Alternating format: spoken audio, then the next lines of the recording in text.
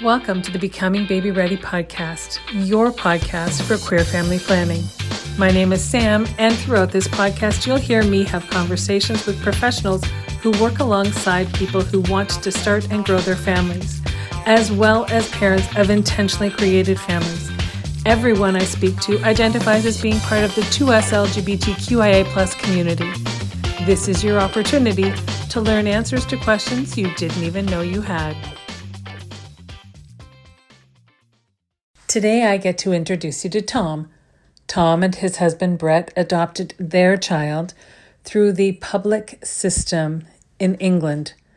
Their journey was truly fairly straightforward, but that doesn't mean it was any less memorable.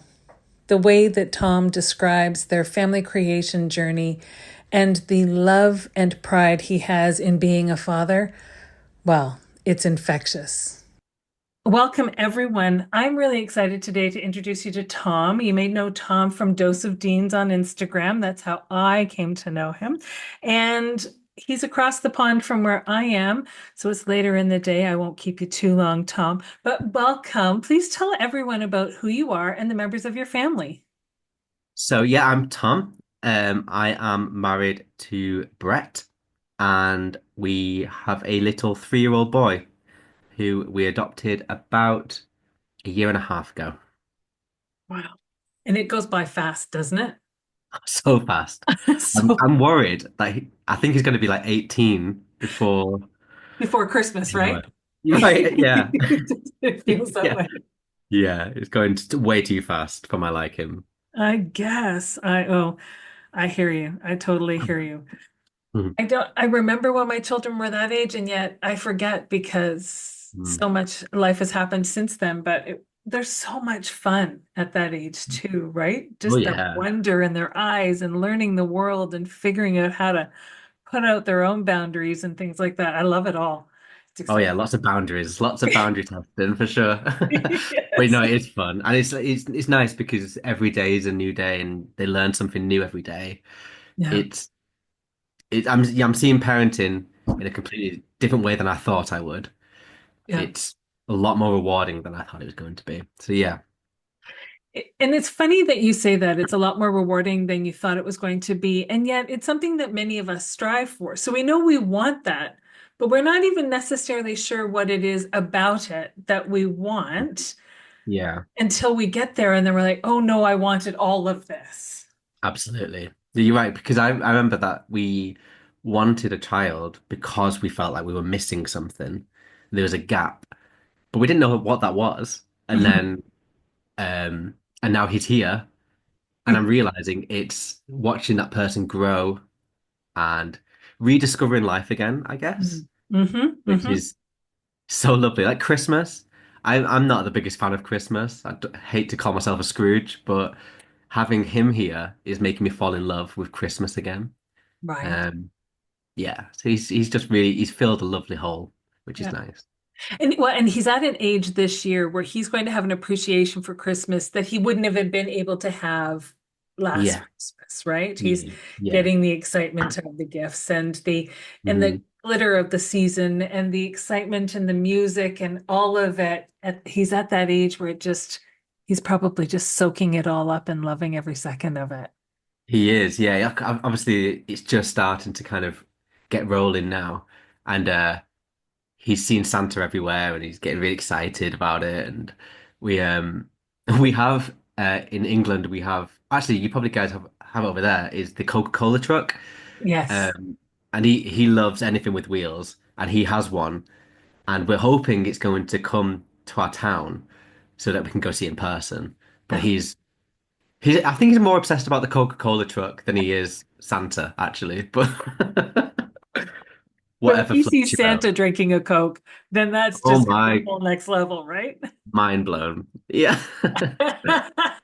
Yeah, yeah. But it's nice. It's we last year we got little bits of joy about Christmas and we did the whole tradition of cookies out and milk for Santa and he kind of got it, but it was more him just shouting down the road Right. for for Santa. Whereas Yes. this year I think we can explain the story a little bit more. Yeah. Um, I'm excited. Yeah. Yeah. Yeah, I could see it. It's all over your face. You're so excited. Yeah, Scrooge, I don't believe you for a second. It's gone. Scrooge is gone. Scrooge is gone.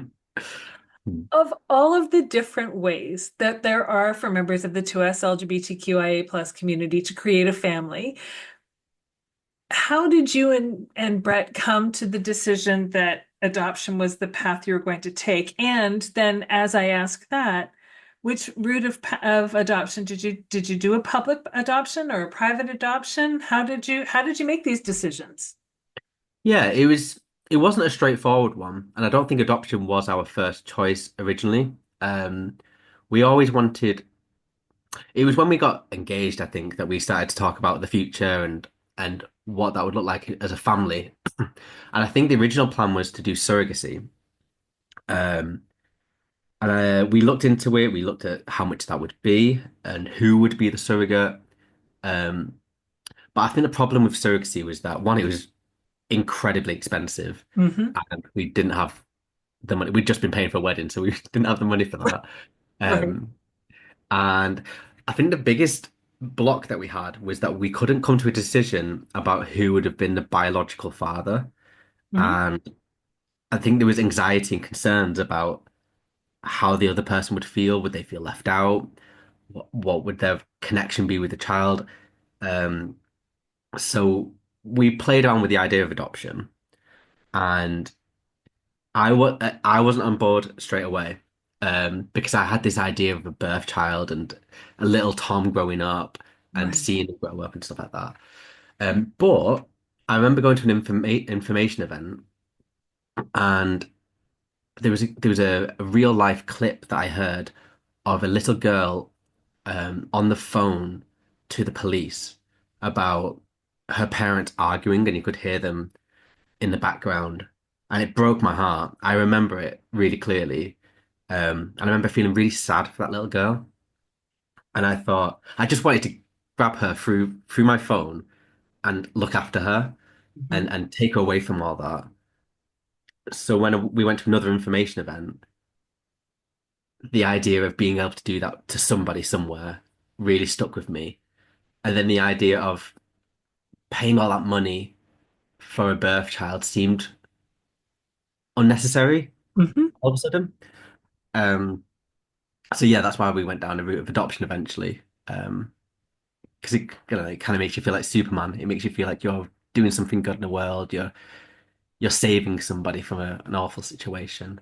Mhm. Uh, what was the second part of your question? I can't remember. Well, and that's ultimately what it was. I was wondering if you did a Yeah, private adoption or if you did a public adoption. So it sounds to me that you did a public adoption through, yeah, here we call it the Children's Aid Society. I think in the States they call it Child Protective Services, but that kind of thing where a child has been removed from a situation and put into foster care and then.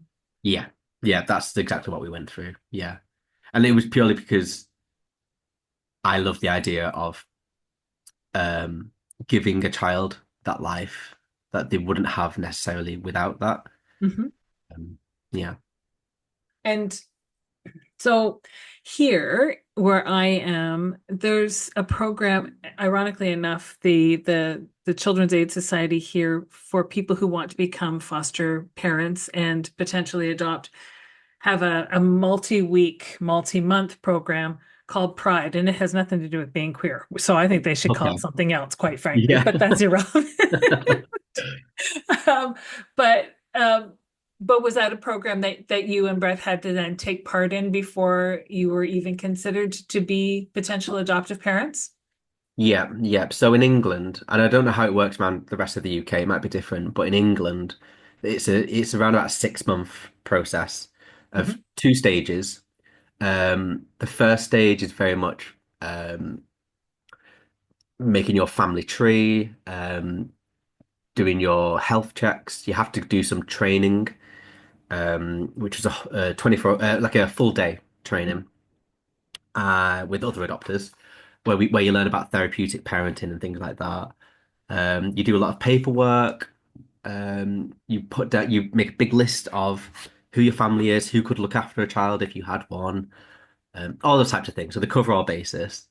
And then stage two is a lot more intrusive. So it's a Mhm. lot more. it's kind of like therapy. They go through your childhood history, any trauma that you had, any mental health issues that you have, financial issues.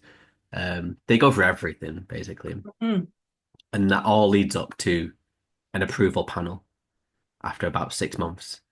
Um, yeah, and then if you pass the approval panel, then you can start looking at kids and things like that. right.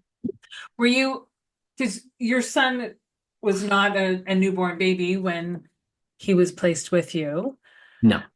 Were you open to any spectrum of age, or were you hoping for a younger child? Were you was Mm. Yeah, we were it changed throughout the process, to be honest.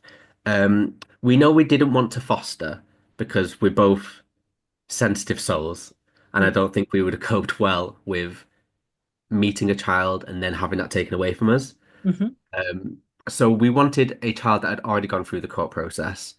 And in England, that can take, I think, about 8 months from them being born. So we was kind of like looking from 8 months plus. Right. Um, and then we didn't want to go much older than 4. And that was because I suppose because you're taking that biological side away, we Hmm. wanted to be involved with shaping them as a human as Sure. much as possible. Um, so I suppose we wanted to get in nice and young. We didn't want to miss anything. We didn't want to miss all the big first things. Hmm. So I think anything past 4 was taken away from us, I guess. But yeah. But we got a lovely age. Um we started getting matched when he was about 18 months old. Um, so even though we missed a few firsts, Hmm. we starting to be involved in them from 18 months, which was nice. Excellent. Excellent. And Mm. so at the time then he was placed with another foster family and you would spend incrementally more and more time with him so that he could become comfortable and familiar with the two of you. Is that right? Yeah, it was a bit intense, really. So it would make sense to introduce us over quite a period of time, and Hmm. then slowly move him in. But it wasn't like that, and they don't do that really in England. We had a bump into, which happened just before we went to matching panel, so just before we'd officially got matched with him. And which is that's when we bump into him in a park and we pretend like we just know the foster carers and we're old friends. And it gives us an opportunity to kind of just watch him in person for the first time without him having any clue what's going on. And then we didn't see him again for about 2 months after that. Okay. Whilst we did all the formal stuff like getting approved and got all the paperwork signed and all that stuff. After that, it went very fast. It was a 2 week process. Mm. Um, so we saw him every day for 2 weeks, um, pretty much the whole day, for 2 weeks, and slowly took on more responsibilities. And at the end of that 2 weeks, he moved in and hasn't left since. Excellent. Yeah, And it's he had chaotic. his camp. I mean, but he worked his way into your heart pretty quickly, so that was Mhm. right. Do you know what? I hate to say it because it feels like I feel like this might not be the case for everyone that adopts, but on that day in the park, when we bumped into him, it was genuine love at first sight. Mm. I fell head over heels, completely in love with him. Um, it was immediate, and Hmm. I wasn't prepared for that. I was kind of prepared for a long process of falling in love with him, Yeah. because that's what I'd heard about in podcasts and stuff. But no, it was milliseconds, which is I can remember it so clearly as well. He was just so happy and he was just so naughty, but in like a really endearing way. Yeah. Um, yeah, it's yeah, a beautiful moment. And and I have you're not the first to say that to me. They just Mm, from the moment they met the child that they were adopting, they knew that they were that child's parent and they were meant to have yeah. that child as part of their life forever, which is beautiful because it can be a truly difficult struggle for a lot of people who haven't biologically birthed or had someone birth for them. a Yeah. child that is has connections like that. So not only is he not a newborn baby, Hmm. that carries its own kind of wonder with it because you Mm. don't have any idea what kind of a human they're going to be. Yeah. There's so to be able to feel that way so quickly feels It's, like it's a beautiful feeling. And I was worried for a long time that I was gonna feel like I was looking after somebody else's child, right. or it was, or he was gonna feel like a stranger to me. Um, so I'm very grateful that it was so immediate. And we Mm-hmm. built our, in that 2 week period, we built our connection really quickly. Like he was calling us Dada and Papa from like day two, day three. He just took us on. He was like, yeah, okay, I'm sold. He's great. That's amazing. And so when you go through the public system in England, is Hmm. everything funded for you, or are you out of pocket for any of it? It's all funded. You're not allowed to pay for anything, really. There's one thing we had to pay for, which was a medical with our Hmm. doctor, and not everyone has to pay for that. It depends on your doctor. Right. But obviously, we've got the NHS, so we don't pay for healthcare over here. Hmm. Um, but for that, we had to pay it. It wasn't much. It was £70 each, which, in the grand scheme of things, isn't a lot of money. Right. Um, Obviously, there's the court costs, but we paid for that and got all the money back Okay. from from the local authority. Because, yeah, so we don't Okay. pay for it. That's but that but that's something to take into consideration because it Mm. does feel in the queer community as though being able to have the privilege of becoming parents is an elite sport. Yeah, And that yeah, sounds like a terrible way to say it, but if you don't have the financial wherewithal, then you feel as mm, though it's not even going to possibly be an option for you. I mean, absolutely. surrogacy in Canada and the UK is Hmm. definitely less than it is in the US Right. because our surrogates have to be altruistic in how we approach them. So we can't pay them for their service. We can pay for their lost time at work and for their clothes and for the massages Sure. and all kinds of Yeah, things like that, but we can't pay them for their service, which yeah, I have all kinds of different feelings about. However, yeah, that's not this particular conversation. But I mean, it's a lot to have a family, if you're doing IVF, if you're doing IUI, like if you're finding a donor somewhere, all of these things cost money. And so if you don't have those means, does that mean you don't have the right to want to absolutely. be a parent? And that's really heartbreaking to me. And so the Hmm. fact that there is this option that Yeah, provides you with this connection to someone who clearly is supposed to be your soul family, yeah, right? I mean, 100%. there's Yeah, no question. If you can meet him in a park and you know before you leave that this child is meant to be a member of your family, that's a soul family to me. yeah, yeah. It's meant to be for sure. But Yeah. you're absolutely right, and I think that feeling that you're talking about financially is a feeling that we felt a lot during the adoption process. I don't know how to put into words what the feeling is, but there's a frustration there sometimes as a queer parent in the sense that you're frustrated that you have to go through this and Hmm. that like a heterosexual couple can get pregnant without anyone else being involved, Hmm. without any financial checks or mental health checks or anything like that. And then so when you're going through that and it feels so invasive and Yep. um, you're feeling someone's intruding on all your really private things, um, you start to have those thoughts of why do I have to go through this just because I fell in love with a man? It Hmm. seems unfair, it seems unjust. Obviously, I understand why they do it, Right.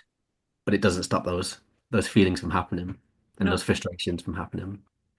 Well, and virtually everyone that I've spoken to, and I've had the honor of speaking with a lot of people who have adopted through the public system. Hmm. Every single person I've spoken to, universally across the board, has said to me that they're grateful retrospectively for the training Yeah. that they received, and that they Hmm. all feel as though every single person who is a parent should have to have some of Oh this yeah, training absolutely. because, like Yeah. you say, there's a heterosexual couple can just have an extra glass of wine on a Saturday night, and now they're Right. going to be parents, Yeah. And okay, there's no checks, there's no balances that they have to do.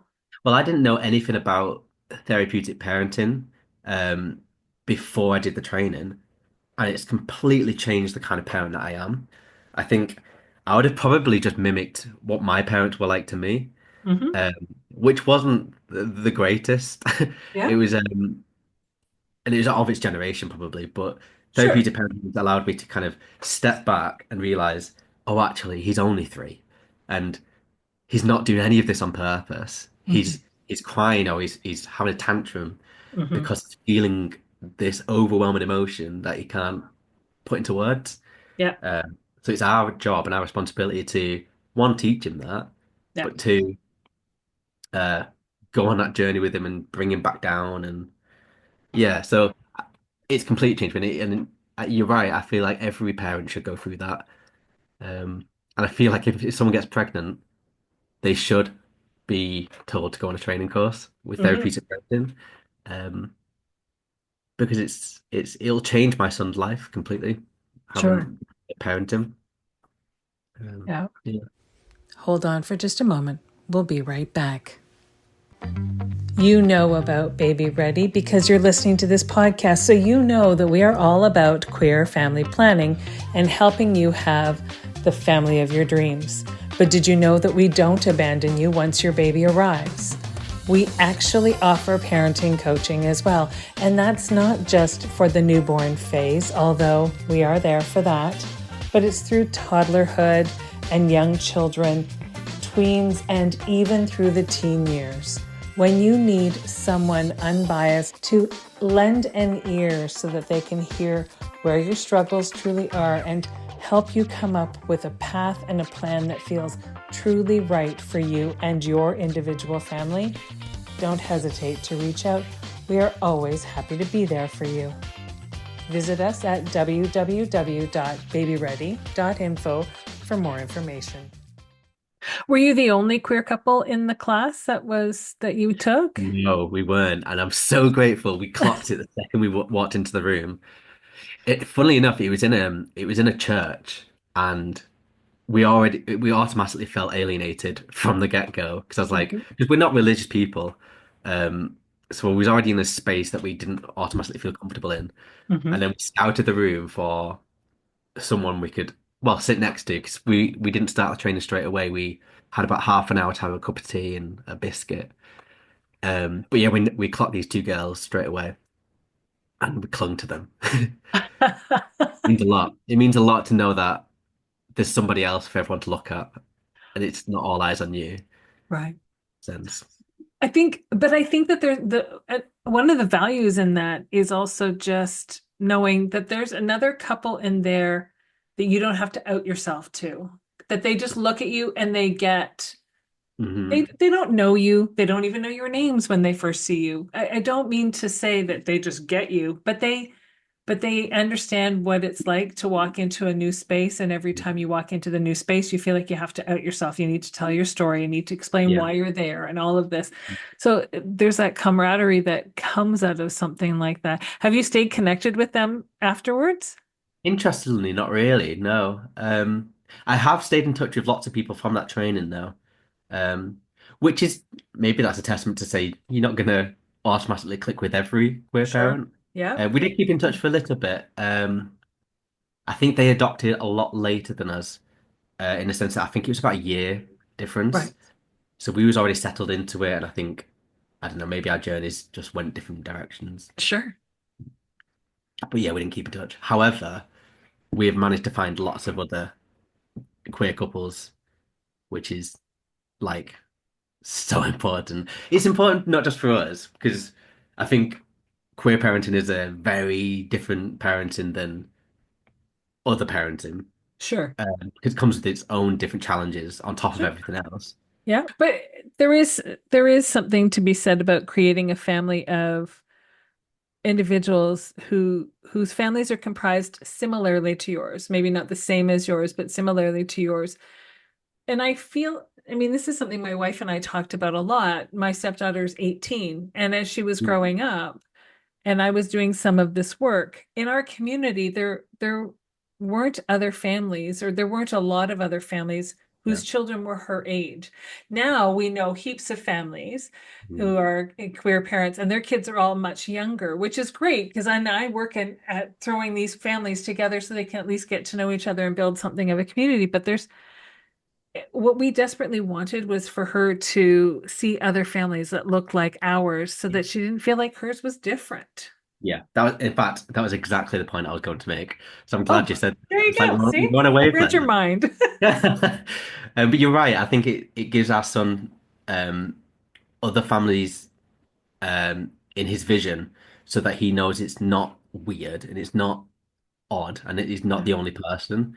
yeah, Um, so that if, and these are the things I worry about sometimes, but when he goes to school and someone maybe might pick on him for having two dads, he can say with confidence and with chest that it's not weird. Because I yeah, know other families that have got two dads and two yeah, mums. yeah, So you're not right there. And that's all that matters. If he knows that, it yeah, doesn't matter what the people say. yeah. Um, we're quite lucky in the sense that in England we there's a cartoon on TV that comes on every day. It's about this little girl that's a vet, and she has two dads. And Love that. I force my son to watch it. He doesn't even like the show, but I force him to watch it. Because it's so lovely. They don't talk about it. They don't even. There's nothing mentioned other than that. There's just two men in the house. Yeah, Those things are so important for little kids that have two dads and two mums. yeah. And as you say, it's the subtle way that the message is shared. And I have spoken with both. I've spoken with Tom Tracy, who's written a series of books, the Scoochie and Skittles books, and the stories are simply the stories of Scoochie and Skittles. And Yeah. yeah, Scoochie happens to have two dads, but that's never the focus of the book. Hmm. Similarly with Perfectly Muddled. I don't know if you know the book Perfectly Muddled. It I've is seen that. Yeah. You've seen it. It's Yeah. it's worth picking up, and it is specifically a two-dad household who adopted in England Yeah. through the public system, and but it's not a story about them being gay dads, Yeah. but it is gay dads who've adopted a child. So it's Yeah. these books, like you say, are very important to have out there that our kids are exposed to, just like we read about a Yeah, kid we're with so lucky Mhm. where we are. So just before little man walked moved in with us, he we there's a bookshop in Manchester where we live called Queer Lit, and it's mainly like queer literature for like you know novels and grown up things mostly. But we went in there and we said, listen, we're going to adopt a little boy in a few weeks, and we want our house to be full of two dads and two mums and so that he can know that it's normal. And we spent so much money in that shop because there was so much stuff to have and it's Yeah, which is great. And I'm glad I spent so much money because we have probably 20 odd books yeah. of not just books about two dads, but books about different types of families and or people that are different or people that stand out and things like that. Hmm. Yeah, we're ready. We're ready for when those questions start for sure. Yeah. Yeah. Yeah. And how, I mean, you are a two dad family, so it's not like he's not going to have questions at some point about where he comes from. Are you going to, is that just going to be part of his regular vernacular that he kind of grows up knowing age appropriately Mhm. the story of how your family was created? Yeah, yeah, 100%. We've already started telling him. I suppose what we're trying to do is that there's never going to be. We don't want him to be able to pinpoint a moment where he found out. Right. It'll just be something that he's always known. Yeah. Therefore, he never has that trauma, that confusion period. Um, we just find moments. So we have a book where it talks about different types of families, and he loves that book.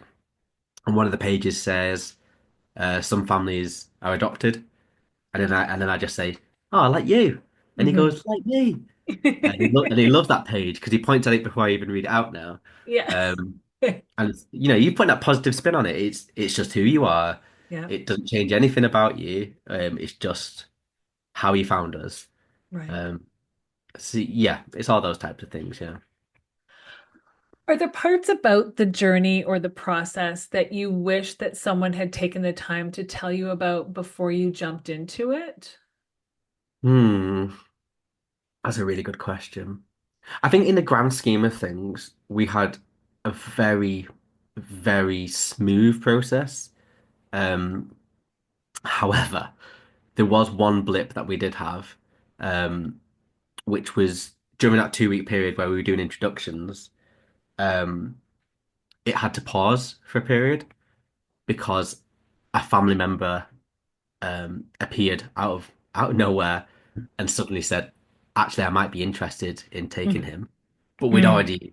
he was already calling us dads at this point, so it was bad timing to say the least. Yeah, I think it would have been handy to know for us, just so we could have protected our hearts a little bit more, to know that it's never 100% until they walk through your doors and everyone leaves. right. Um, it's a sad thing to want to know, Yeah. but I think I'd have saved myself a lot of pain if I'd known that a little bit. Because we were very protective throughout the whole process about um, giving into it and Right. accepting that it was going to happen. Um, but by that point, we'd let the walls down because Of I course. think we'd assumed that it was all done and dusted. Um, so that, I guess. And actually, on a more positive note, how actually uh, welcoming and open people are to queer families. Mm. And I've not had, touch wood, I've Mhm. not had any really negative experience. I think I've had one potentially where someone's asked where his mum is.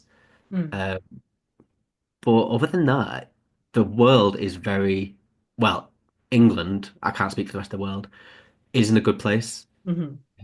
where we seem to be treated almost equally, which Right. is which is nice. And I think that's something I was very anxious about. Mhm. And I wish I'd known how nice everyone is Right. before, if that makes Yeah. sense. That makes perfect sense because you're right. There is an unknown. I mean, you walk into a restaurant holding Brett's hand and you're not quite sure if somebody's going to turn and look at you sideways. So it Mm, doesn't, it's not surprising that if you're walking along with a pushchair and a child and that there are going to be assumptions made. And if it happens to be the two of you doing it, then mm, how will that be received? yeah, That's just part of how we've grown up as queer individuals and what the world has been like. yeah, What's beautiful to hear is that maybe there is some transition in thinking that's taking place, and I'm grateful yeah, that you get to experience it, and more than that, that your son gets to see that too. yeah. No, absolutely. And I think me and Brett aren't very um, affectionate in public. I think I've had negative situations in the past, and I think that's the wall's up there. Yeah. So all of our um, displays of affection are very private to us. But you can't hide being two dads. It's very clear sometimes, especially when he's running around going, Dada, Papa. Yes. It's very clear that we're Yes. two dads.